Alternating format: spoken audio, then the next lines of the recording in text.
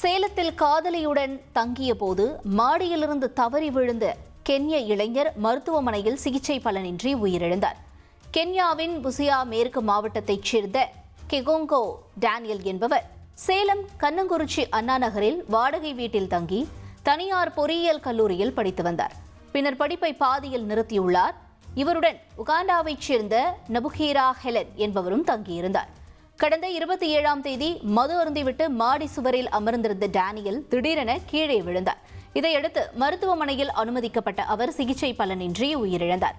Daniel தாயாரின் விருப்பத்தின்படி அவரது உடலை கென்யாவிற்கு அனுப்ப காவல்துறையினர் நடவடிக்கை மேற்கொண்டுள்ளனர். திருப்பத்தூர் அருகே இயற்கை உபாதை கழிக்கச் சென்ற மாணவன் ஏரியில் தவறி விழுந்து உயிரிழந்த சம்பவம் சோகத்தை ஏற்படுத்தியுள்ளது.